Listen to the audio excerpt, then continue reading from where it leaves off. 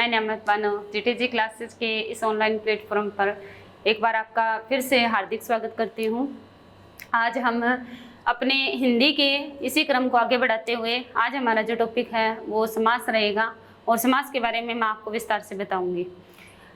पहले मैंने आपको शब्द रचना करवाई। शब्द रचना में मैंने आपको सारे वर्णों के बारे में, फिर हमने शब्द बनाए, फिर हमने वाक्य बनाए। वाक्य रचना के आधार पर, अर्थ के आधार पर हमने वो सारे किए। उसके बाद में मैंने आपको संधि समझाई। संधि में किस तरह से हमने स्वरों का मेल किया, किस तरह से हमने व्यंजनों का मेल किया और विसर्ग से भी जो स्वर उत्पन्न हो रहे थे या व्यंजन बन रहे थे उनका आगमन हमने देखा। संधि के बाद में हमारा जो टॉपिक है वो है समास, यानी कि पहले वर्ण बनाए, वर्ण से हमने शब्द बनाए, फिर पद बनाए और फिर संधि में मैंने वर्णों का मेल करवा करके जो बड़े शब्द हैं वो बनाने आपको सिखाए।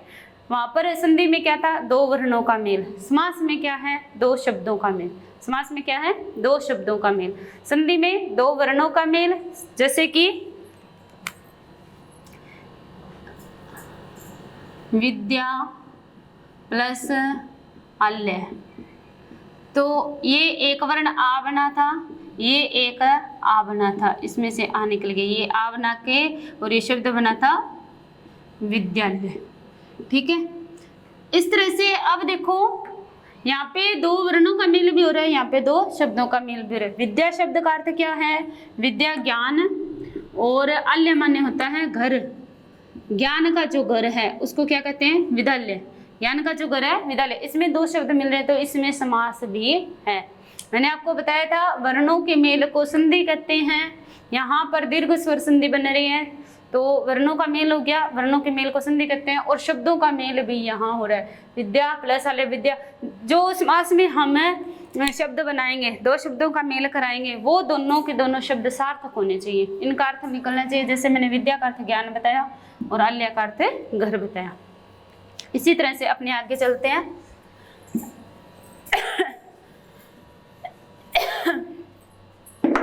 मैं आपको बताने वाली हूँ समास के बारे में। आज हम किसके बारे में करेंगे? समास। देखो समास जो शब्द है ना, इसमें पदों की प्रधानता देखी जाती है कि कौन कौन से पदों की प्रधानता कैसे आएगी। ठीक है, समास किसको कहते हैं? दो शब्दों का मेल। दो शब्दों का मेल क्या कहलाता है? समास कहलाता है। ठीक है, और इसी समास के अंदर हम अलग अलग जो शब्द हैं उनका हम मेल देखते हैं और उनका मेल देख करके हम क्या करते हैं? आगे शब्दों को बनाते चलते हैं। जैसे कि हम आपको उदाहरण बताऊं, अभी मैंने एक उदाहरण बताया था आपको, उसमें संधि भी है, उसमें समास भी है। ठीक है, तो अपने समास की परिभाषा लिख लेते हैं।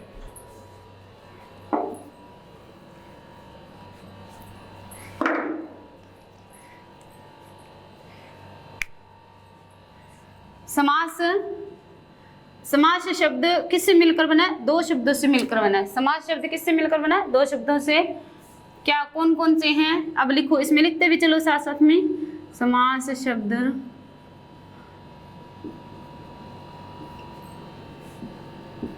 दो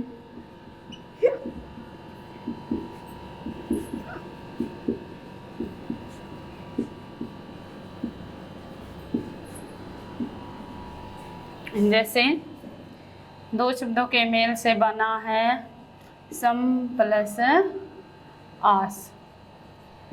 सम माने बराबर, आस माने बैठना।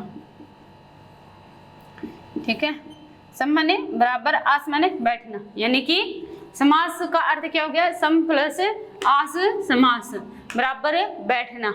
तो बराबर किसके बैठना? जो दो शब्द हैं, जैसे कि एक ये शब्द हैं और दूसरा क्या है? ये शब्द हैं। ठीक है, ये दोनों जब अपने अर्थ के आधार पर एक दूसरे के पास आ जाते हैं तब क्या कहलाता है?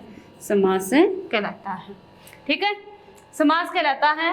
समास शब्द दो शब्दों के मेल से बना है, सम प्लस आस। सम का अर्थ है बराबर, यानी कि पास में, आस माने बैठना। बराबर भी लिख लो, इसका पास भी लिख लो।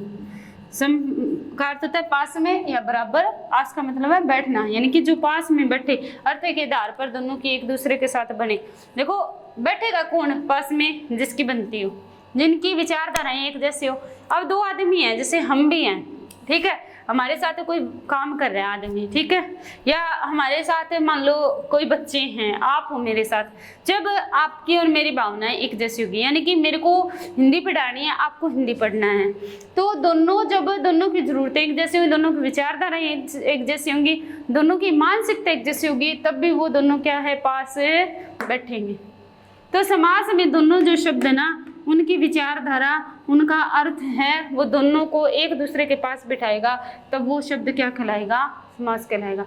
अच्छी तरह से समझ में आ गई होगी। देखो अनौपचारिक इनफॉर्मल भाषा, ये है परिभाषा इसकी, अपने को समझ में आना चाहिए, क्योंकि वहाँ पे जो पेपर में हमारे पास जो परिभाषा आएगी वो स्टैंडर्ड परिभाषा आएगी, ठीक है, औपचारिक परिभाषा आएगी, वो हम समझ जाएंगे अच्छी तरह से।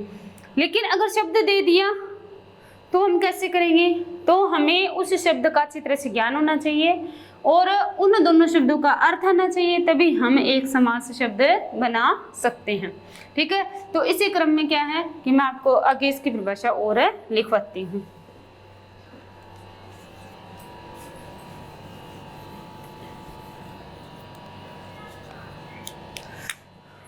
सम प्लस आस।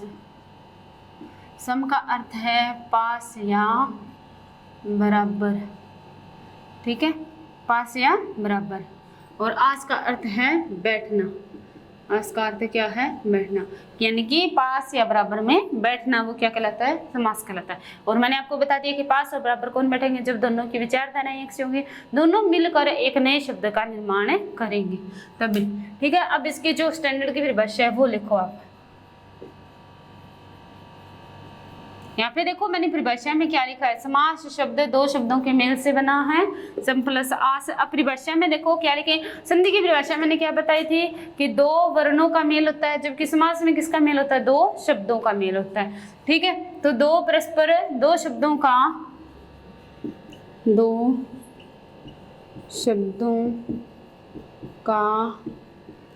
परस्पर मेल समास कहलाता है। दो शब्दों का परस्पर मेल क्या कहलाता है? समास कहलाता है। अर्थात जब दो शब्द एक दूसरे के पास बिठा दिए जाते हैं तो वो किसी तीसरे अर्थ को जन्म दे तो क्या होता है? समास होता है।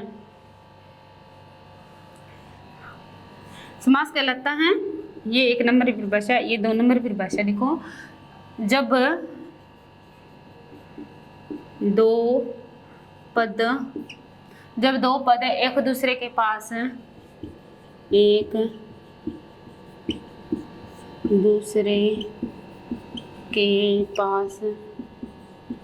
बिठा दिए जाते हैं, तब बिठा दिए जाते हैं और उनके बीच व्यक्ति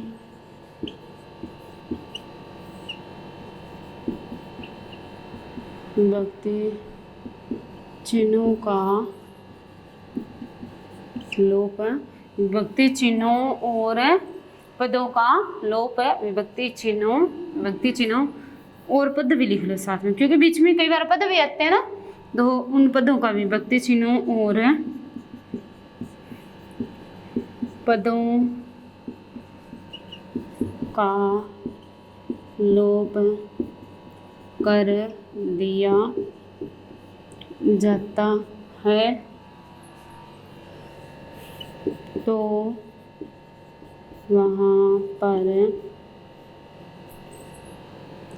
जब उसके बीच में विभक्ति चिन्ह और पदों का लोप किया कर दिया जाता है तो वहाँ समास, तो वह पद समास, तो वह बना हुआ पद से लिखो, तो वह बना हुआ पद समास कहलाता है, तो वह बना हुआ पद क्या कहलाता है? समास कहलाता है। मैंने आपको बता दिया है इसका अर्थ, इसकी कहानी सारी, कि बना हुआ पद क्या कहलाता है? समास कहलाता है। और कब बनता है पद? पद जब बनता है जब दो शब्द हैं वो आपस में मिले और उनके बीच के जो विभक्ति चिन्ह हैं, जैसे कि कर्ता ने कर्म को, विभक्ति चिन्ह होते हैं ना कारक में, कर्ता ने कर्म को करण से अपादान के लिए, अपादान से अलग होना, संप्रदान के लिए, अधिकरण में पर, ठीक है, संबंध का की रा रे री, तो ये संबोधन है अ ओ अरे, 8 जो कारक होते हैं उन कारकों की जो विभक्ति चिन्ह लगती है बीच में वो, और उनके बीच के पद हैं वो लोप कर दिए जाते हैं, तो उनको क्या कहते हैं? हमें समास कहते हैं। अब आगे उदाहरणों के द्वारा मैं आपको समझाऊंगी, आपको अच्छी तरह से समझ में भी आ जाएगा। जैसे कि उदाहरण लिखो, रेल पर चलने वाली गाड़ी, क्या होगा? रेलगाड़ी। शब्द क्या बन गया? रेलगाड़ी। रेल क्या होती है? जो पटरियाँ होती है वो, उनके ऊपर जो गाड़ी चलती है वो क्या कहलाती है? रेल कहलाती है। रेल पर चलने वाली गाड़ी। अब देखो ये इतने पद हैं, रेल भी एक पद है, पर भी पद है, चलने वाली, ये सारे पद हैं। मैंने यहाँ पे क्या कहा था कि विभक्ति चिन्ह और पदों का लोप कर दिया जाता है। यानी कि अब देखो इस रेल और इस गाड़ी के बीच में पर चलने वाली गाड़ी, पर चलने वाली, इतनी ये क्या थी? पद थी, और इन पदों का क्या हो गया? लोप हो गया, और ये शब्द क्या बन गया? रेलगाड़ी। शब्द क्या बन गया? रेलगाड़ी। ठीक है, तो अब आगे वाला उदाहरण मैं आगे दूसरी स्लाइड पे देती हूँ।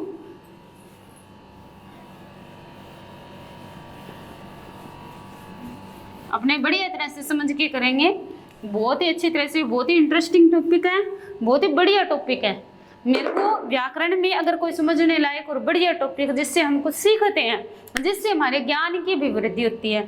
जरूरी नहीं कि हर वक्त हम कंपटीशन के लिए, नौकरी के लिए पढ़े, हम कुछ ज्ञानार्जन के लिए भी अध्ययन करते हैं। तो उस ज्ञान की वृद्धि के लिए अगर कोई बढ़िया टॉपिक है तो वो है पहला संधि, फिर समास, और उन सबसे पहले संधि समास से पहले है शब्द रचना। शब्द रचना को आप जितना समझोगे, आपको, हम पढ़े लिखे लोग होते हैं वो क्या कहते हैं कि भगवान की कोई सत्ता नहीं है, कोई लीला नहीं है, भगवान कुछ नहीं है। तो भगवान है, उसने किस तरह से हमारे वर्णों को, हमारे स्वरों को किस तरह से हमारे मुख के आकार के अनुसार, मुख के अंगों के अनुसार एक से एक आगे बढ़ाते हुए बनाया। मैंने आपको बताया ना, पहले एकांकल्य, फिर तालव्य, फिर मूर्धन्य, फिर दंत्य, फिर ओष्ठ है। तो इस तरह से क्या है, जैसे हमारे मुख में जो जो अंग आते जाते हैं वैसे ही वो वर्णमाला है वो निकलती जाती है। ठीक है, तो इस तरह से क्या है कि हम सारा काम ये कर रहे हैं। अब देखो, अब समास आ गया। समास में मैंने आपको उदाहरण बता दिया, रेल पर चढ़ने वाली गाड़ी, रेलगाड़ी। इसका एक उदाहरण और लिख लो आप, फिर अपने सारे करेंगे ना समास, तब अपने काफ़ी सारे उदाहरण इसके करेंगे। एक दूसरा उदाहरण लिख लो, शरण को आगत, क्या बन गया? शरणागत। क्या बन गया? शरणागत। शरण को आगत है, को का अर्थ है शरण को आया हुआ, है ना? शरण को आया हुआ, कोई भी व्यक्ति हमारे पास शरण लेने के लिए आता है, वो कहते हैं कि मेरे को शरण दो, मैं भूखा हूँ, मैं प्यासा हूँ। या पहले ही राजा महाराजों की जो हम बातें सुनते हैं, तो जो दुश्मन है, जो राजा होता था, शत्रु राजा होता था, उसका कोई ना कोई बेदू या कोई गुप्तचर है, वो दूसरे राजा के पास शरण लेने के लिए आता था, तो उसको क्या कहते हैं? शरणागत, यानी कि शरण को आगत, आया हुआ। अब ये को है ना, ये विभक्ति चिन्ह है। मैंने आपको बताया था ना पदों का, विभक्ति चिन्हों का, तो पदों का तो वो पीछे मैंने आपको बताया था उदाहरण में, उसमें मतलब ये विभक्ति चिन्ह है। ये विभक्ति चिन्ह कैसे हैं? मैंने आपको बताया था कारक के विभक्ति चिन्ह क्या है। कर्ता का तो ने, और कर्म का को, ये क्या है? कर्म है अपना। शरण को आया हुआ, यानी कि राजा ने शरणागत को शरण दी, है ना? तो किसको शरण दी? शरणागत को शरण दी। तो कर्म निकल के आ रहा है, उसका कर्म कौन है? शरणागत है। तो यहाँ पे कर्म को, ये को विभक्ति का लोप यहाँ पर हो गया, और ये शरण और आगत जुड़ के शब्द क्या बना दिया इसने? शरणागत। मैं आशा करती हूँ आपको बहुत अच्छी तरह से समझ में आया होगा, और इससे भी बड़े बड़े उदाहरण देकर के मैं आपको आगे जो अपने समास करेंगे समास के वेदों के अनुसार मैं बढ़िया से समझाऊंगी। तो चले देखते हैं आगे।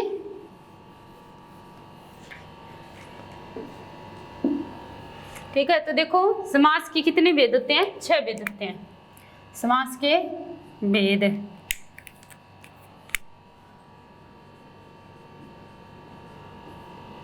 समास के 6 वेद होते हैं। ठीक है, तो हम समास के 6 वेदों के बारे में लिखेंगे। कौन कौन सा है? पहला है अव्ययीभाव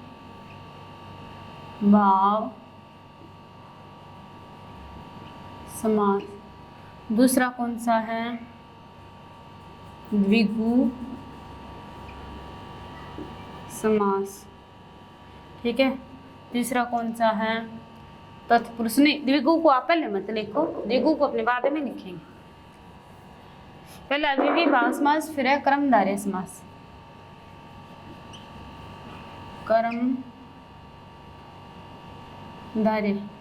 कर्मधारय समास। और तीसरा कौन सा है फिर?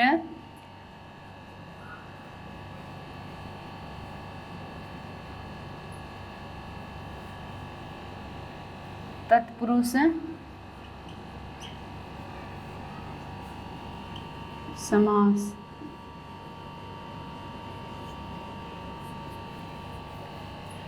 अव्ययीभाव समास, कर्मधारय समास, फिर द्वंद्व समास आएगा। तत्पुरुष को भी अपने बाद में रखें। यहाँ पे आएगा द्वंद्व समास। इससे ये समासों का जो मैं क्रम लिख रही हूँ ना, इसके अनुसार आप जब इनको पढ़ोगी ना चारों वेदों को, तो बहुत अच्छी तरह से ये 4 वेद समझ में आएंगे। और जो 2 वेद मैंने मिटाए हैं वो हम लास्ट में लिखेंगे, उनको मैं अलग से बहुत अच्छी तरह से समझाऊंगी। आप समास कभी नहीं भूलोगी, ये मेरी पक्की गारंटी है। द्वंद्व समास। और चौथा है बहुव्रीहि समास। क्या है? बहुव्रीहि समास। बहुव्रीहि समास। ठीक है, बहुव्रीहि समास। तो ये क्या है? अपने चौथा समास है वो बहुव्रीहि समास। पहला क्या है?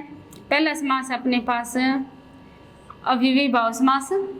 तो ये तो 4 समास है, फिर बाद में चौथा ये हो गया, और 5वां अपने पास हो गया फिर द्विगु समास।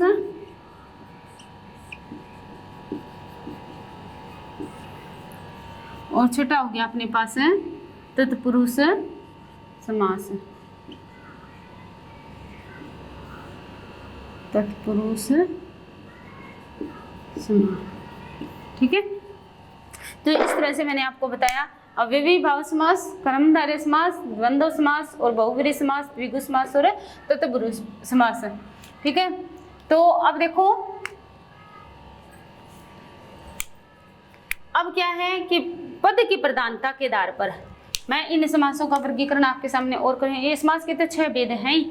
अब इनमें पद की प्रधानता होती है। अव्ययीभाव समास में पहला पद प्रधान होता है, कर्मधारय समास में दूसरा पद प्रधान होता है, दूसरा ही पद प्रधान तत्पुरुष में होता है, दूसरा ही पद प्रधान द्विगु में होता है, तीसरा दोनों पद प्रधान किसमें होते हैं? द्वंद्व समास में होते हैं। और दोनों पद प्रधान होते हैं तब किसी की नहीं चलती। और तीसरा समास आता हुआ होता है बहुव्रीहि, जब किसी तीसरे के द्वारा इसके अंदर इंटरफेयर किया जाता है, यानी कि ये दोनों ही प्रधान यहाँ पे हो गए, लेकिन यहाँ पे दोनों ही प्रधान न होकर किसी तीसरे की प्रधानता यहाँ पर रहती है। तो मैं आपको बताती हूँ आगे कैसे। अब इधर ही लिख देती हूँ, पद की प्रधानता के आधार पर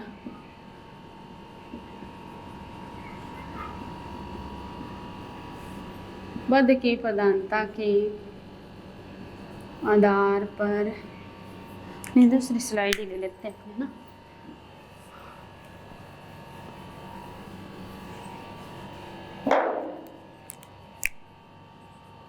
पद की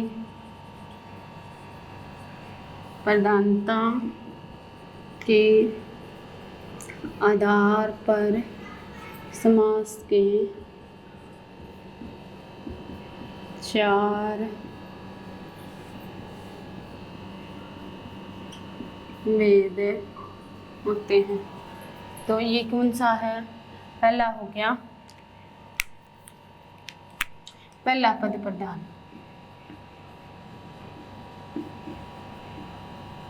पहला पद प्रधान में कौन से आएंगे? एक अव्ययी भाव समास है, एक ही आएगा।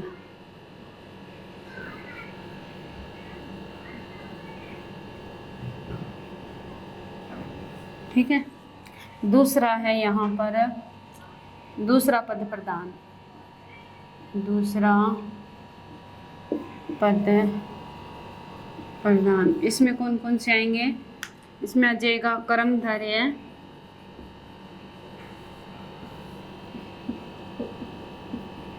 द्विगु और तत्पुरुष। ठीक है। अब तीसरा आ गया तीसरा पद प्रधान। तीसरा पद प्रधान तो इसमें कौन सा आएगा? द्वंद्व समास। ठीक है। और चौथा है अपने पास है बहुव्रीहि समास। नहीं, आप ये तो लिखें सीधा ही, अपने तो शॉर्टकट लगा लिया ना। चौथा पद प्रधान, चौथा पद प्रधान तो इसमें कौन सा आएगा? चौथा पद प्रधान है बहुव्रीहि समास।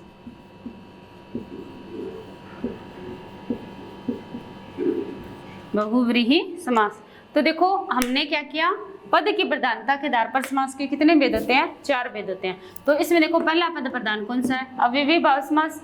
दूसरा पद प्रधान कौन सा है? कर्मधारय समास, द्विगु समास और तत्पुरुष समास। ये जो कर्मधारय समास है ना, इसमें ये मेन तो कर्मधारय है, ये द्विगु और तत्पुरुष कहीं न कहीं इसके भेद है, लेकिन वर्तमान की परिस्थितियों के अनुसार, जैसे मैंने कहा कि व्याकरण है वो बदलती है, ये तो वर्तमान की परिस्थितियों के अनुसार इनको इससे थोड़ा बाहर ले लिया, लेकिन है इसके भाग ही। ठीक है। तीसरा पद प्रधान द्वंद्व समास, चौथा पद प्रधान है बहुव्रीहि समास। अब देखो मैं आपको एक बड़ी ऐसी स्टोरी बताती हूँ जिससे क्या है कि आपको चारों की चारों समास हैं वो अच्छी तरह से समझ में आ जाएंगे। कि देखो ये क्या है, यहाँ पे बनाती हूँ, ये क्या है?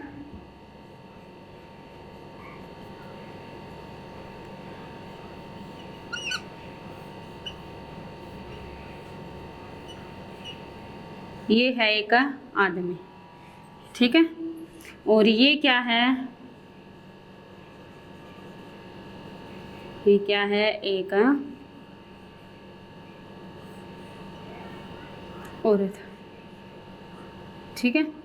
ये एक औरत है और ये एक आदमी है। ठीक है। अब देखो बात क्या है कि इन दोनों की होगी शादी। क्या होगी? इन दोनों की शादी होगी। ठीक है। वेदिका बना लेते हैं। इन दोनों की होगी शादी। अब शादी होने के बाद में क्या हुआ कि शादी के जस्ट बाद में क्या करता है?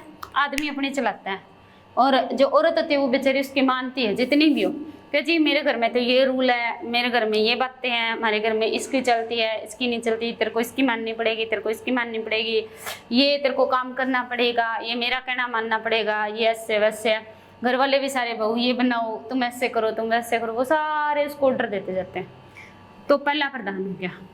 ठीक है। कौन सा पद प्रधान हुआ? प्रथम पद प्रधान हुआ। ठीक है। अब देखो प्रथम पद प्रधान हुआ तब क्या हुआ? प्रथम प्रधान था और अपने प्रथम पद प्रधान कौन सा होता है? अव्ययी भाव समास। तो ये बेचारा क्या बन गया? अव्ययी भाव समास बन गया। इसकी चल रही है, ये इसकी सुन रही है, यानी कि शब्द जो हैं यहाँ पर अवयव है वो शब्द हैं जैसे कि यथाशक्ति, यथाशक्ति, यथा माने अनुसार, किसके अनुसार है? शक्ति के अनुसार। यथा योग्य, योग्यता के अनुसार है ना, वो किसी की भी अनुसार, लेकिन ये इसकी प्रधानता ज्यादा रहेगी। ठीक है। तो इस तरह से क्या कि इसकी ज्यादा प्रधानता थी। अब इसकी प्रधानता ज्यादा थी तो अव्ययी भाव समास है। अब बेचारे ने इसने 1 साल तो देखा कि ठीक है ये बढ़िया कह रहा है, मेरे को अच्छी बातें बता रहा है, लेकिन फिर क्या हो गया कि ये ऑर्डर है ना पहले 1 महीने, फिर 2 महीने, फिर 4 महीने, 5 महीने, 6-7 महीने, 10 महीने तक आते आते ऑर्डर है वो ओवरफ्लो होने लग गए। ये करो, बहू को ऐसा करना चाहिए, ऐसा करना चाहिए। प्रथम पद की प्रधानता ज़्यादा होती दिख गई। तब इसने कहा कि ऐसे तो काम नहीं चलेगा, अपने को अपना काम है वो पूरा करना पड़ेगा। तो उसने क्या किया, यहाँ पर अपने चलानी शुरू कर दी इसने। अब ना दूसरे साल में आकर के, यानी कि पहला था तो पहला पद प्रधान, अब दूसरा साल शुरू हो गया, दूसरे साल में इसने आके अपनी चलानी शुरू कर दी। इसने इनके लिए कुछ भी चीज़ों के लिए मना करना शुरू कर दिया। अब मना करना शुरू कर दिया तो इसकी चलने लगी। अब इससे डरने लगे सारे, अब इससे ये भी डरने लग गया और इसके घर वाले भी थोड़े थोड़े दबने लगे। का ये कहना तो नहीं मानेगी, अपने को अपना काम तो खुद करना पड़ेगा। लेकिन अब इसके घर में है, ये रह रही है, इसके घर में रह रही है और ये अपनी चलाई, तो इसको कहाँ से बर्दाश्त हो। तो इसने क्या सोचा, कैसे तो काम नहीं चलेगा, तो ये दूसरा पद तो ज़्यादा प्रधान होता जा रहा है। तो दूसरे साल दूसरा पद प्रधान हुआ। दूसरा पद प्रधान कौन सी में होता है, कर्मधारय में, द्विगु में, तत्पुरुष में। आपको उदाहरण बता रही हूँ बहुत बढ़िया है, जिससे आपको अच्छी तरह से समझ में आ जाएंगे। ठीक है, तो कर्मधारय समास में कौन सा पद प्रधान है, दूसरा पद प्रधान। अब देखो दूसरा पद अपनी चलाने लग जाए, अपना समाज क्या पुरुष प्रधान है, और वो कभी नहीं चाहेगा कि सिर्फ और सिर्फ एक लेडीज की घर में चले। है वो लेडीज है, वो मेरे माँ बाप पे भी रोब जमाए, घर में भी जमाए ना, उसकी चल रही है। तो इसने क्या किया, इसको डांटना शुरू कर दिया, डांटना शुरू कर दिया।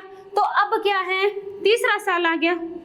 तीसरे साल में क्या हुआ कि इसने भी अपनी चलानी शुरू कर दी, कुछ न कुछ इसको दबाना शुरू कर दिया। अगर ना दबाएंगे तो ये सिर पे चढ़ जाएगी, तो इसने क्या है, इसको दबाना शुरू कर दिया। अब 1 साल तक इसने भी अपना अधिकार जमा लिया था। ठीक है, 1 साल इसने जमाया, 1 साल इसने जमाया, बराबर हो गए दोनों। अब बराबर हो गए दोनों, तो यहाँ पर ये इसको दबाने की कोशिश कर रहा है, लेकिन इससे पहले ये भी इसको दबाने की कोशिश कर रहा है। अब ये कह रहा है कि तेरा ये आदमी तो कहते हैं कि मैं हूँ तब तक तू है, मैंने अगर तेरे को छोड़ दिया तो कुछ नहीं है। तो ये लेडीज कहती है कि चल मेरा तो तू मेरे को छोड़ देगा, मेरा तो कुछ नहीं बनेगा, लेकिन अगर मैंने तेरे को छोड़ दिया तो तेरा मुझसे भी ज़्यादा बुरा हाल होगा। ठीक है, और आपकी आज की परिस्थितियों में देख रहे हैं हम, ठीक है, देख रहे हैं हम, अगर कोई लड़की को छोड़ देते हैं तो दूसरे तीसरे दिन ही उसकी शादी वाले प्रस्ताव आने शुरू हो जाते हैं। जबकि अगर कोई लड़का लड़की को छोड़ दे तो लड़का बैठा रहे चे, ठीक है, लड़का बैठा रहे, लड़के की शादी के प्रस्ताव नहीं आते हैं। इसीलिए हर एक लड़कों को ध्यान रखना चाहिए कि वो अपने दूसरे पद की प्रधानता भी बनाए रखे। अब इसको डर हो गया कि कहीं ये मेरे को छोड़ के ना चली जाए, ये छोड़ के चली गई तो मेरी तो ज़्यादा मुश्किल बढ़ जाएगी। बच्चों को कौन संभालेगा, घर को कौन संभाल लेगा, ये सारी आफतें मेरे पे आ जाएंगी, मैं बाहर कमाऊंगा या घर को संभालूंगा। तो इसने क्या कहा, इसने भी थोड़ी थोड़ी अपनी चलानी शुरू कर दी, इसने भी अपनी चलानी, दोनों के बीच में झगड़ा हो गया। अब झगड़े को क्या कहते हैं, द्वंद्व समास। द्वंद्व कहते हैं ना झगड़े को, द्वंद्व कहते हैं, संस्कृत का शब्द द्वंद्व, और द्वंद्व को क्या कहते हैं, झगड़ा कहते हैं। इन दोनों में झगड़ा होने लग गया। तो तीसरे पद में क्या हुआ, इसमें तीसरा पद में मत लिखो, इसमें लिखो दोनों पद प्रधान, दोनों पद प्रधान।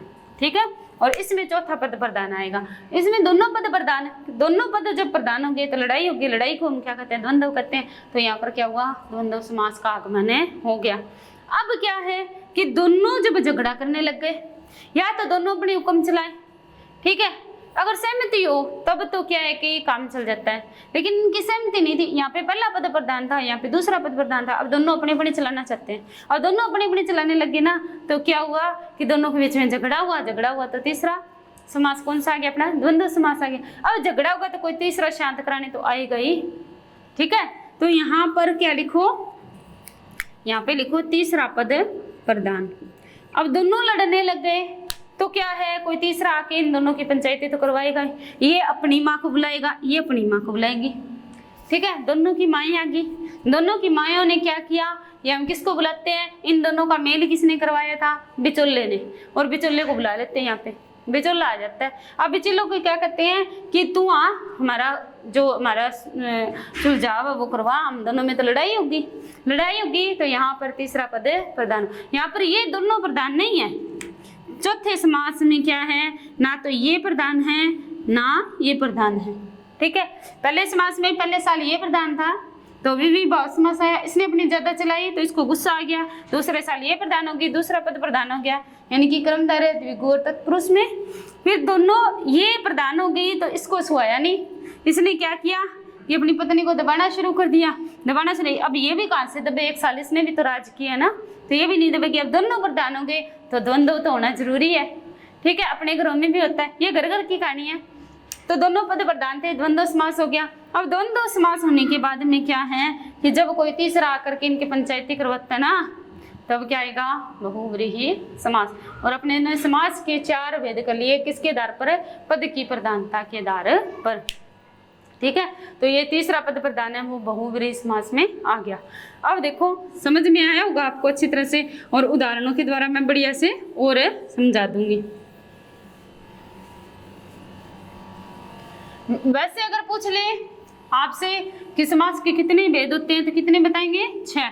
अगर ये पूछ ले कि पद की प्रधानता के आधार पर समास के कितने भेद होते हैं तो हम कितने बताएंगे, पद की प्रधानता के आधार पर हम समास के भेद बताएंगे 4। कौन कौन से, पहला पद प्रधान अवयवी भाव समास, द्वितीय पद प्रधान क्रमधारय द्विगु और तत्पुरुष समास में, तीसरा पद प्रधान द्वंद्व समास और चौथा पद प्रधान हो तो हम क्या करते हैं, बहुव्रीहि समास है। तीसरा जो पद प्रधान है वो क्या होता है, बहुव्रीहि समास में कोई पद प्रधान है नहीं है तो वहां पर क्या होगा, बहुव्रीहि समास, और दोनों पद प्रधान होंगे तो द्वंद्व समास।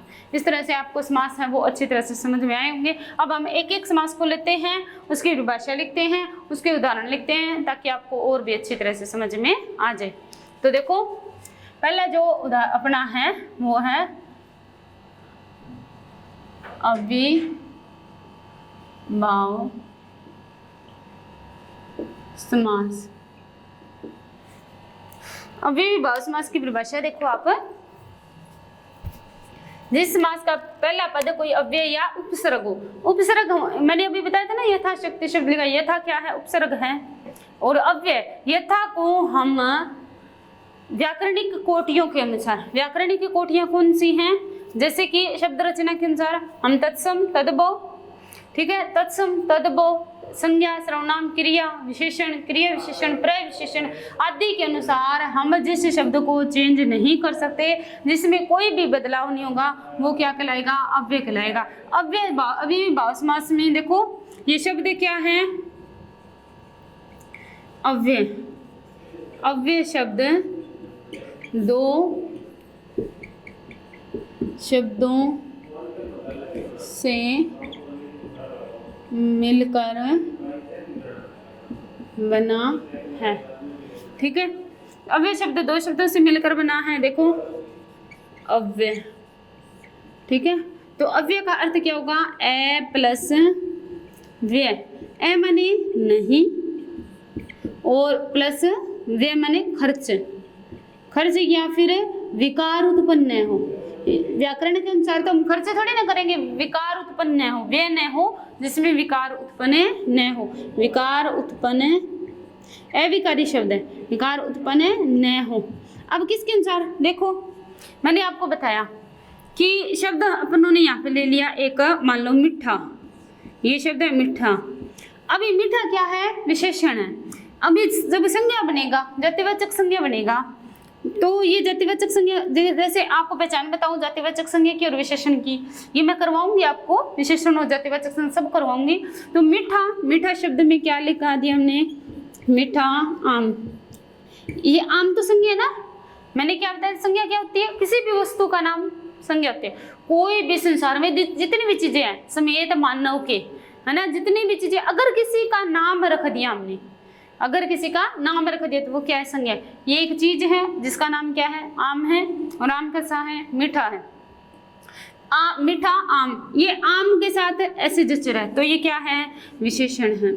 थोड़ी सी अलग लेके जा रही हूँ एक बार, और ये हमने लिख दिया मिठास, ठीक है, क्या रख दिया हमने, मिठास। अब ये मिठास शब्द है, क्या हम इसको मिठास आम जोड़ सकते हैं, नहीं जोड़ सकते। मिठास क्या है, भाव बता रहा है, मिठास क्या है, भाव बता, ये तो संज्ञा की विशेषता बता रहा है, इसलिए क्या है, ये विशेषण है। ये क्या है, ये खुद एक संज्ञा है, मिठास खुद क्या है, एक संज्ञा है, भाव है, भाव तो भाववाचक है, संज्ञा होगी। तो इस तरह से क्या है कि देखो ये मीठा शब्द था, वो संज्ञा के, जब विशेषण था तब तो वो मीठा था, जब वो संज्ञा बन गया तो मिठास बन गया, ठीक है। और जब वो कोई और वस्तु बनेगी तो वो क्या बनेगी, मिठाई अब देखो इसमें मिठा में मिठाई शब्द किससे बना, मिठा प्लस प्रत्यय कौन सा है, आई, आई प्रत्यय है, तो ये क्या बन गया, मिठाई शब्द बन गया। ठीक है, ये क्या है, संज्ञा है, ये क्या है, विशेषण था, और ये क्या है, यहाँ पर है ये संज्ञा आ गई फिर। ठीक है, अब देखो 3 बार रूप चेंज हो गया ना, मिठा, मिठास, मिठाई, है ना, तो ये क्या है, ये शब्द जो चेंज हो रहे हैं ना, ऐसा चेंज इन शब्दों में नहीं होता। इनको तो हम व्ययी शब्द बोलेंगे, इनको हम विकारी शब्द बोलेंगे। विकारी शब्द में विशेषण आएंगे, संज्ञा आएंगे, सर्वनाम आएंगे, प्रविशेषण आएंगे, सारा कुछ आएगा। लेकिन क्या है, अव्ययी भाव शब्द समास में जो शब्द आते हैं उनको हम व्याकरणिक कोटियों के अनुसार व्यय नहीं कर सकते, अर्थात उनमें विकार उत्पन्न नहीं हो सकता। जैसे कि शब्द मैं आपको बताऊं, यथा लिख दिया, यथा लिख दिया, अनु लिख दिया। अब क्या ये थोड़ी है, अनुसार, अनुगमन, है ना, गमन आया तो भी अनु आ रहा है, अनुसार आया तो भी।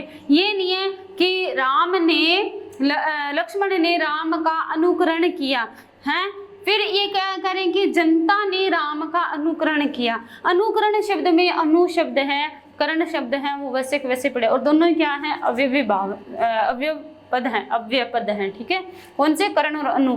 लेकिन जब वो एक लक्ष्मण के साथ आए तो भी एक वचन में थे, और वो जनता के साथ आए तो भी वो एक वचन में थे, यानी कि बहुत सारों के साथ आने पर भी इनमें कोई फर्क ना पड़े। संज्ञा, सर्वनाम, विशेषण आदि के अनुसार जब जिन शब्दों में कोई विकार उत्पन्न नहीं होता है उनको हम अव्यय शब्द कहते हैं, और इसी से अव्ययी भाव समास से बना हुआ है। ठीक है, तो जैसे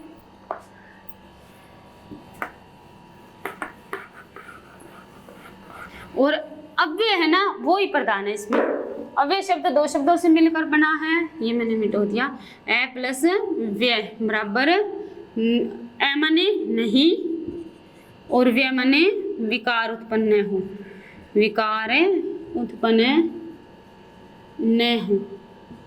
ठीक है, विकार उत्पन्न न हो, तो ये क्या है, अव्ययी भाव समास बनेगा। अब देखो अपने क्या करते हैं, इसके उदाहरण पढ़ते हैं। इसके पहले तो ना जो औपचारिक परिभाषा है वो लिख लो, फिर उदाहरण करेंगे अपने। बहुत अच्छी चीज है, समझने लायक है, बढ़िया है। हम इसको जितना अधिक समझेंगे उतने ही हमारे ज़्यादा याद रहेंगे, और हम शब्दों को पहचान पाएंगे कि ये शब्द कौन सा है, ये शब्द कौन सा है। देखो, जिस समास का पहला पद कोई अव्यय या उपसर्ग और दूसरा पद कोई संज्ञा हो, जिस समास का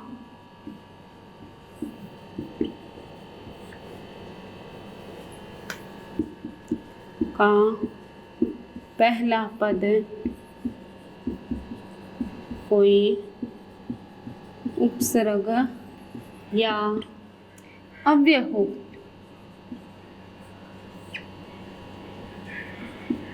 तथा दूसरा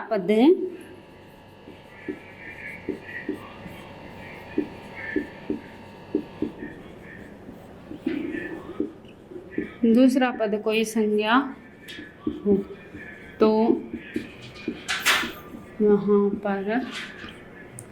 वहां पर मत लिखो संपूर्ण पद, क्योंकि मिलेगा ना दोनों पद। तो जिस समास का पहला पद कोई उपसर्ग या अव्यय हो और दूसरा पद कोई संज्ञा हो, तो संपूर्ण पद मिलकर अव्यय के अर्थ का बोध कराए, तथा संज्ञा हो तथा संपूर्ण पद मिलकर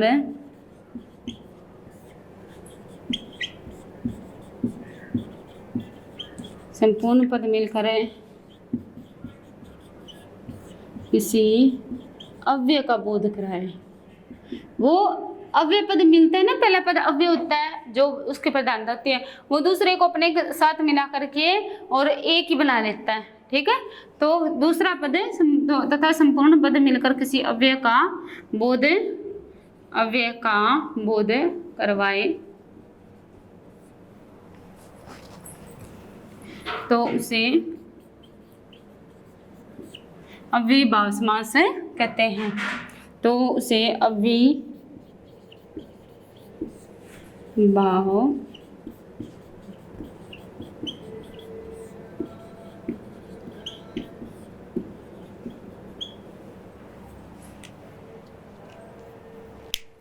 तो इसे अव्ययीभाव समास कहते हैं। यानी कि जिस समास का पहला पद कोई उपसर्ग हो या कोई अव्यय। मैंने आपको बताया था यथा है, अनु है ना, आ है, सम है, तो उन सम को हम समूह नहीं कर सकते, सम को हम समा नहीं बना सकते, ठीक है। अनु को हम अनु नहीं बना सकते। तो इस तरह से क्या है कि उनमें कोई विकार उत्पन्न नहीं होगा। और विकार उत्पन्न होने वाले शब्द में मैंने आपको बताया था मीठा शब्द है, विशेषण बनता है तो मीठा रहता है, संज्ञा बनता है तो मिठास बन जाता है, और फिर वो जातिवाचक संज्ञा बनता है तो मिठाई बन जाता है।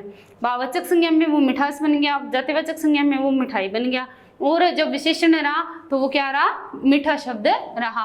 तो इस तरह से क्या है कि हम देख रहे हैं कि किस तरह से शब्दों का जो व्यय है, जो शब्दों में विकार उत्पन्न हो रहा है, वो यहाँ पर हमें देखने को मिल रहा है। तो देखो इसके उदाहरण और हम लिखते हैं आगे।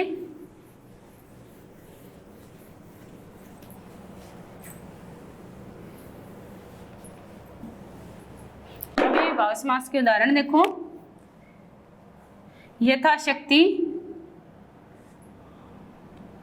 इसकी तो विशेषताएं तो मैंने आपको करवा दी। वैसे थोड़ा सा अगर इसमें विशेषताएं में और एक तो टॉपिक और डाल लो, इसमें लिखो आप विशेषताएं, फिर मैं इसके उदाहरण बता देती हूँ। तो आपको पता चलेगा कि किस तरह से यहाँ पर अव्ययीभाव समास है या कोई दूसरा समास है। तो देखो इसमें क्या होगा, पहला तो होगा पहला पद प्रधान, पहला पद प्रधान, ठीक है। दूसरा पद कौन सा होगा, प्रथम पद अव्यय होगा, यानी कि प्रथम पद में किसी भी प्रकार का विकार उत्पन्न नहीं होगा, वो जैसे है वैसे ही वो चल रहा है।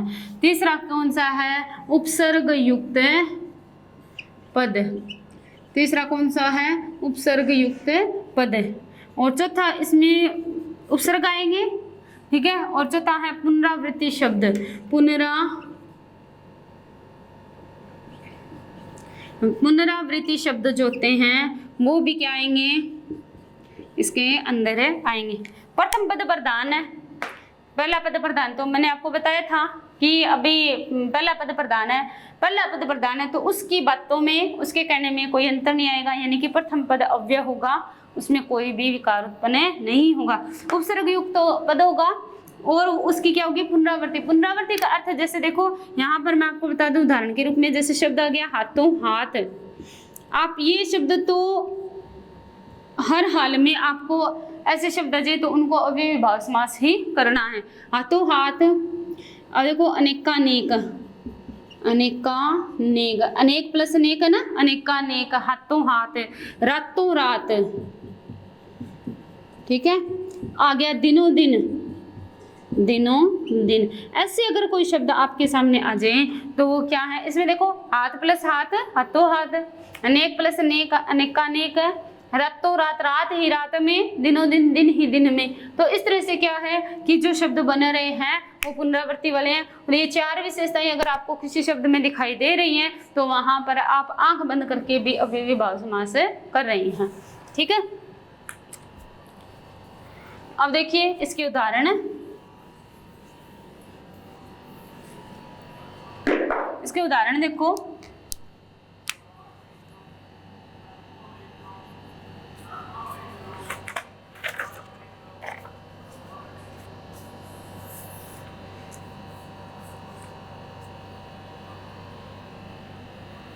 जैसे कि यथाक्रम,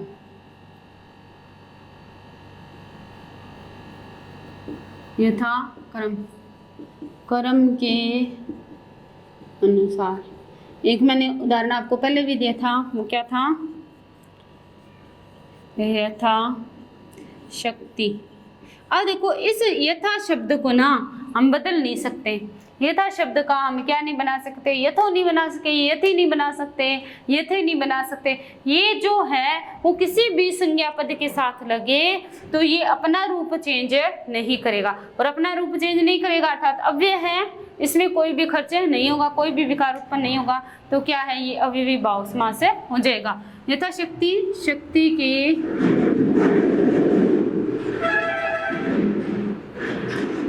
अनुसार, ठीक है। तीसरा है यहाँ पर है शक्ति के अनुसार, यथा नियम,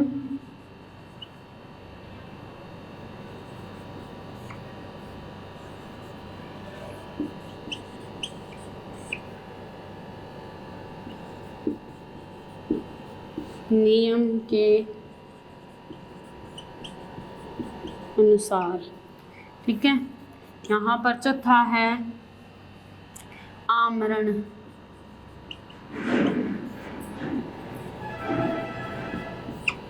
मरण तक। ठीक है, आ देखो उपसर्ग आ गया ना, यथा उपसर्ग है, यथा उपसर्ग है, यथा उपसर्ग है। आ इसमें उपसर्ग है। आ में हम आ का ओ नहीं बना सकते, ये नहीं बना सकते, कुछ भी नहीं बना सकते, इसका आ का आ रहेगा।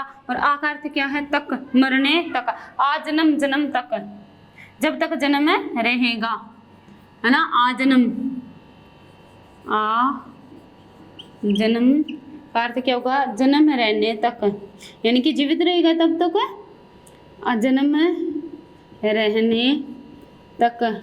शब्द जे आजीवन, क्या आ गया? आजीवन। आजीवन में क्या आएगा? जीवन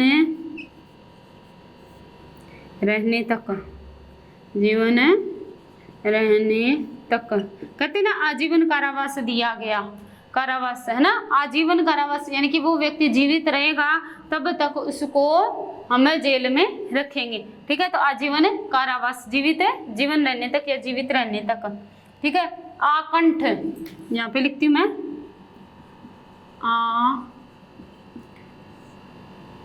कंठ। ठीक है, तो कंठ तक। आकंठ, आकंठ किसके लिए हम यूज करते हैं? शिव जी के लिए। शिव जी ने जो समुद्र मंथन हुआ था, समुद्र मंथन के दौरान जो विष निकला था, एक तरफ अमृत निकला था, अमृत देवताओं के पास किया था, राक्षसों के पास किया था, और राक्षस प्रवृत्ति आज भी हम में जीवित है। ठीक है, उसी अमृत के पीने के कारण आज हम मनुष्यों में भी राक्षस प्रवृत्ति जीवित है। जबकि देवताओं को भी किसने नहीं मरने दिया? शिव जी ने नहीं मरने दिया। तभी तो कहते हैं ना शिव जी कल्याणकारी हैं, उन्होंने देवताओं का कल्याण किया था। आकंठ, उन्होंने अपने गले तक, अपने कंठ तक ही किसको रखा था? विष को रखा था। विष को, जो समुद्र मंथन के दौरान एक तरफ विष निकला था, एक तरफ अमृत निकला था, तो उस विष को ग्रहण किया और उसको कंठ तक ही रखा था, आकंठ तक। आकंठ शब्द वैसे भी आ सकते हैं कि जैसे कोई व्यक्ति पानी में डूब जाए तो उसको कहते हैं कि आकंठ डूब गया, यानी कि उसके कंठ तक उसमें पानी आ गया था। ठीक है, वैसे आगे उदाहरण देखो, प्रत्येक। प्रत्येक, प्रत्येक का क्या होगा? हर एक। प्रति माने हर एक, हर एक, प्रत्येक। ठीक है, बखूबी, समक्ष, है ना, क्या आएगा? बखूबी। ये जो उपसर्ग है ना, ये उर्दू का उपसर्ग है। ठीक है, अरबी भाषा का उपसर्ग है ना, विदेशी उपसर्ग है ये बै। बखूबी, खूबियों के साथ, खूबियों के साथ, बखूबी, खूबियों के साथ। 10वां है समक्ष। समक्ष शब्द में आएगा सम प्लस अक्ष। ये अक्ष माने आंखें, सम प्लस अक्षी, अक्षी आएगा, और ये क्या बन जाएगा? समक्ष। सम प्लस अक्षी, समक्ष, यानी कि आंखों के सामने। और समक्ष का अर्थ था ना, हमारे समक्ष ये काम हुआ था, समक्ष का अर्थ है आंखों के सामने। ठीक है, तो इस तरह से इसके मैंने आपको उदाहरण बताए। अब इससे आगे इसी के उदाहरण में आपको ना 10-15 उदाहरण बढ़िया से करवा दूंगी, ताकि आपको अभी भी भाव समास के जो भी उदाहरण आए, जो भी प्रश्न आए, वो आपका एक भी गलत ना हो। ठीक है, तो इसका उदाहरण देखो आगे। अपना 11वां उदाहरण था, जैसे कि जीवन भर। जीवन भर यानी कि जब तक जीवन रहेगा, यानी कि पहला पद प्रधान हो रहा है ना, जीवन भर यानी कि जब तक जीवन रहेगा। जीवन भर यानी कि जीवन भर के लिए, पूरे जीवन, पूरे जीवन।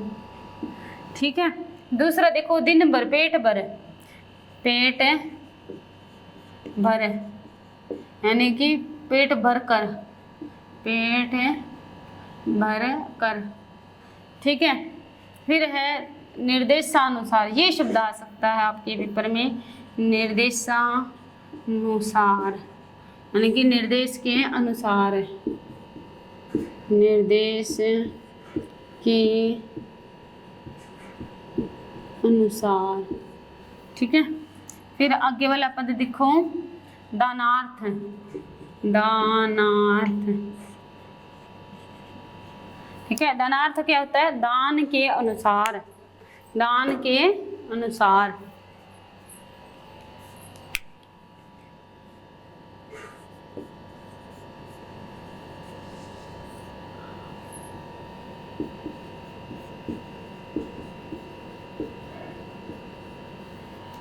फिर आगे लिखो हितार्थ, हितार्थ का क्या होगा? हित के लिए।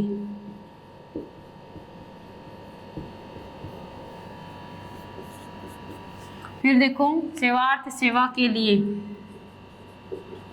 ऐसे बहुत बन जाएंगे।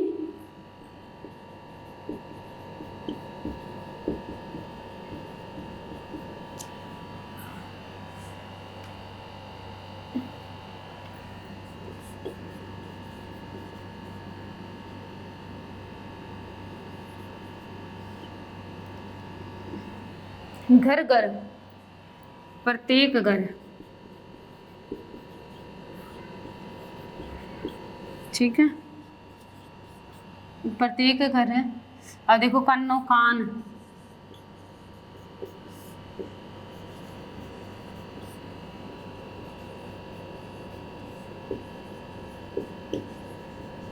कान ही कान में, कान ही कान में, रातों रात।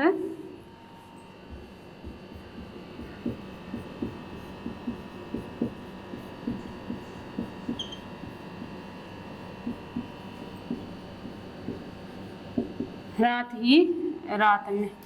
ठीक है, रात ही रात में, धीरे धीरे, अत्यधिक धीरे।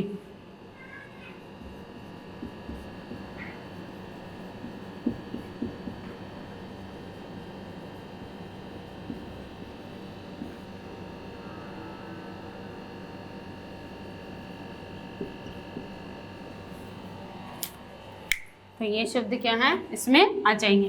देखो जीवन भर, पूरे जीवन, इसमें जो पहला पद है ना उसी का अनुकरण किया जा रहा है। बाकी शब्द देखो बार बार में आ रहे हैं, लेकिन इन शब्दों को प्रधान रखा गया है। तो यहाँ पर प्रथम पद प्रधान है, तो क्या हो जाएगा? अव्ययी भाव समास हो जाएगा। अब अपने चलते हैं दूसरा बहुव्रीहि समास पे।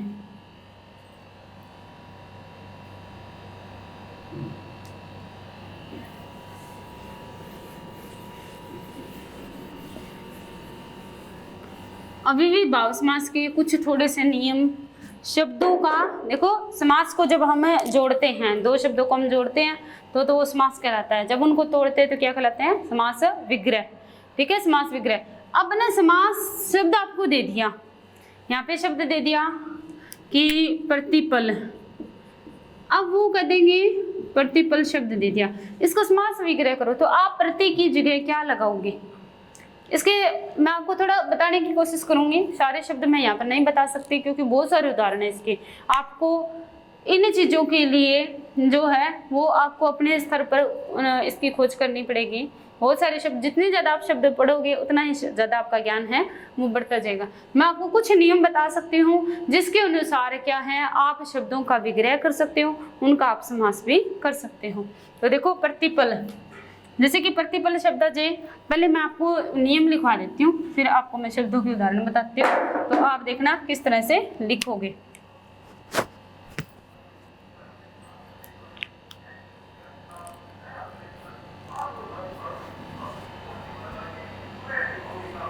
जैसे मैंने पहले लिखवाया था ना, प्रत्येक हर दिन, है ना, तो इसका पहला नियम लिखो। इसका पहला नियम है प्रति उपसर्ग से, प्रति उपसर्ग से युक्त पदों का समास विग्रह करते समय, प्रति उपसर्ग से युक्त पदों का समास विग्रह करते समय क्या है? प्रति के स्थान पर हर या प्रत्येक जोड़ दिया जाता है। हर या प्रत्येक जोड़ दिया जाता है। ठीक है, तो हर या प्रत्यय का जोड़ दिया जाता है। जैसे कि देखो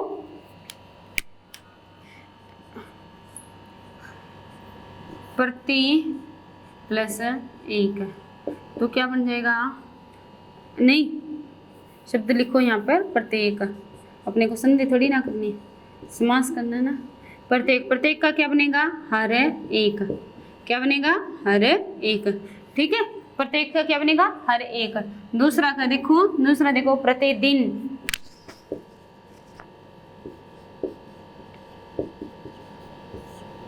प्रतिदिन है हर दिन या प्रत्येक दिन। ठीक है, हर दिन या प्रत्येक दिन। तो इस तरह से क्या है कि ये शब्द बनते जाएंगे। यथार्थ क्या आएगा, जैसा अर्थ है वैसा, जैसा अर्थ है वैसा। ठीक है, अब दूसरा इसका नियम लिख लो। इस तरह से आप बहुत सारे अपने भी नियम बना सकते हो कि किसकी जगह क्या आ रहा है। यथा आने पर, यथा आने पर, यथा के स्थान पर,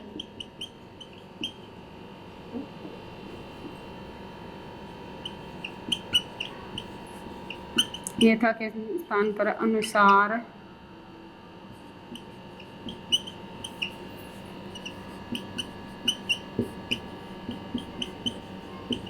अनुसार शब्द को लगाते हैं। ठीक है, यथा आने पर अनुसार शब्द को लगाते हैं, यथा आने पर अनुसार शब्द को लगाते हैं। जैसे कि यथा शक्ति, शक्ति के अनुसार।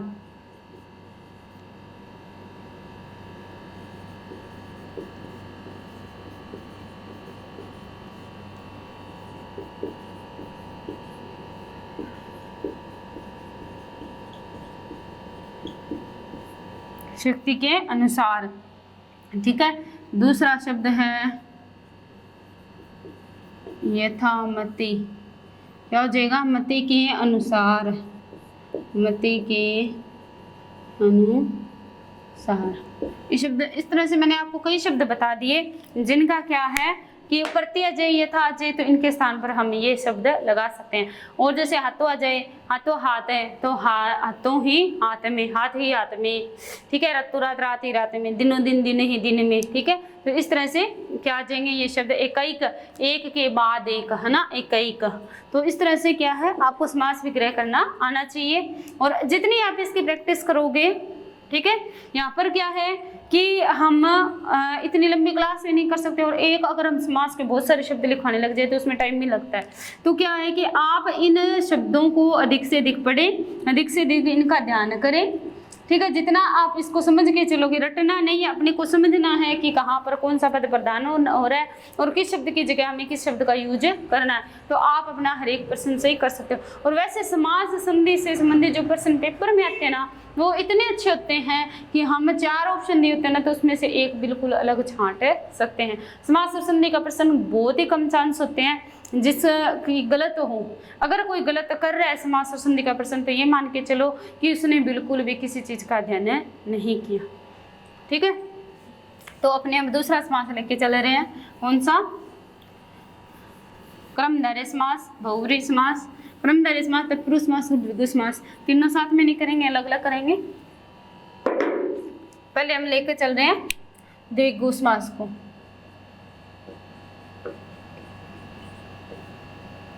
मेरे समझ में यहाँ पे ना क्रमधारय समास पहले आना चाहिए।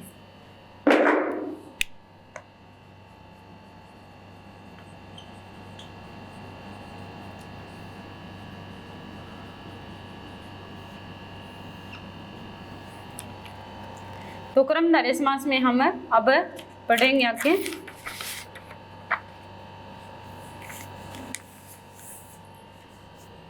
चलो क्रमधारय भी मतलब आप यहाँ पे लो तत्पुरुष समास। तत्पुरुष समास, और तत्पुरुष समास में क्योंकि विभक्तियाँ होती है ना, तो तत्पुरुष समास। अब देखो तत्पुरुष समास में कौन सा पद प्रधान था, दूसरा पद प्रधान था। हम अपनों ने लिखा था, पहले तो ये लिख लेते हैं इसकी विशेषता, दूसरा पद प्रधान। कौन सा पद प्रधान होगा? दूसरा पद प्रधान। इस समास का दूसरा पद मुख्य व पहला पद है क्या होता है? गौण होता है, कमजोर होता है। मैंने आपको बताया था कि अब क्या वो 1 साल निकल गया, 1 साल के बाद में जो लेडीज हैं, जो पत्नी है, वो अपने चलाने लगी। वो पत्नी किस में आ गई? तत्पुरुष समास में आ गई। उस पुरुष से निकल करके बाहर आ गई तो क्या है, वो उसमें अपना दूसरा पद, अपना पद प्रधान रखेगी। इसकी पहचान क्या है? पहचान है, देखो, इस समास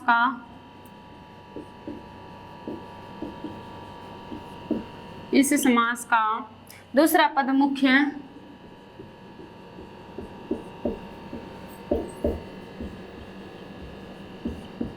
तथा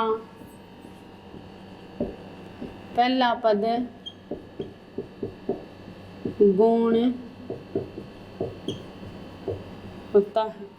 ठीक है, पहली पहचान तो क्या होगी? ये होगी। अब दूसरी जो पहचान है वो लिखो, इसमें दूसरा पद प्राय विशेष्य होता है और इसमें उत्तर पद प्राय विशेष्य काम करता है। इसमें विशेष्य विशेषण का भाव होता है। विशेष्य विशेषण ये उसमें होता है कर्मधारय समास में। ठीक है, ये तीनों एक जैसे ही है, तभी तो इसमें इनको दूसरे पद प्रधान में तीनों को एक साथ रखा है। इसमें जो दूसरा पद होता है, इसमें ऐसे लिखो, जो इसमें दूसरा पद विशेष्य की भूमिका में होता है।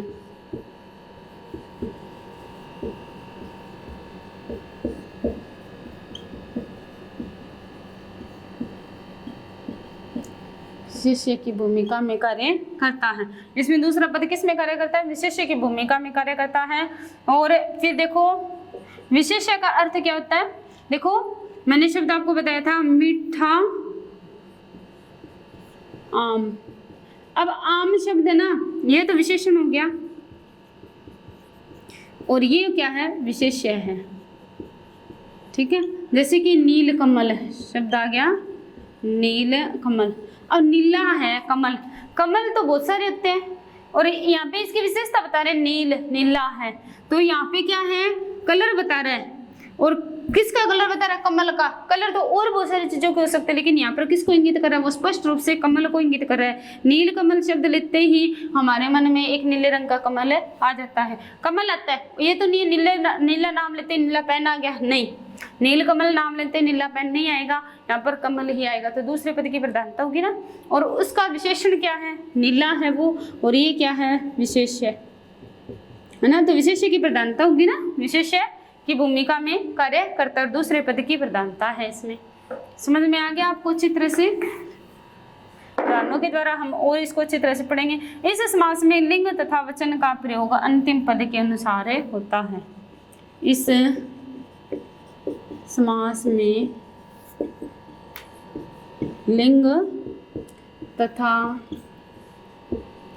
वचन का प्रयोग किसके अनुसार होता है? द्वितीय पद के अनुसार होता है।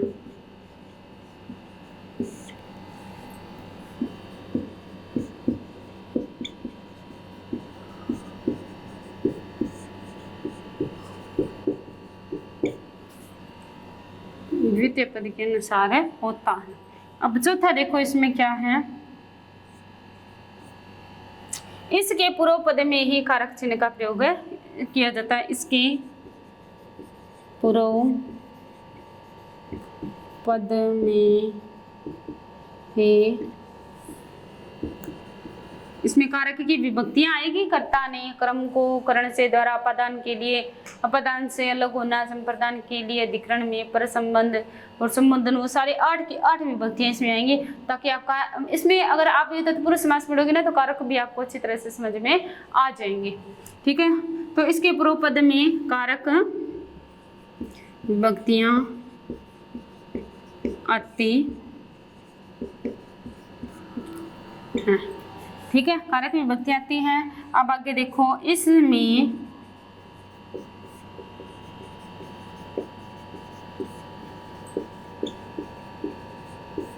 समास विग्रह करते समय कर्म कारक से लेकर अधिकरण कारक तक ये मैंने बताया था ना भी, इसमें समास विग्रह करते समय इसमें कर्ता कारक को नहीं लेते, कहाँ से लेते हैं हम? कर्म कारक से। कर्म कारक से लेकर अधिकरण कारक तक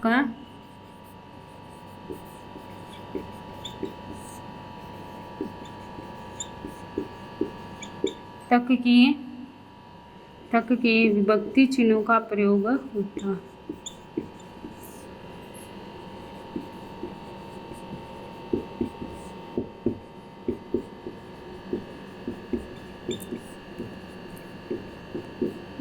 तो ये देखो मैंने आपको अव्ययी भाव समास बताया, जिसमें पहला पद प्रधान था। पहले मैंने समास के बारे में बताया, समास के 6 भेद आपको समझा दिए। पद के आधार पर मैंने भेदों के उदाहरण और आपको जो बड़ी ऐसी एक स्टोरी बताई, उसके अनुसार हमें समास है वो अच्छी तरह से समझ में आ गए। उसके बाद अव्ययी भाव समास करवाया और अब तत्पुरुष समास के 5 नियम मैंने करवा दिए। अब इससे आगे हैं वो हम अपनी अगली क्लास में देखेंगे। तब तक के लिए धन्यवाद।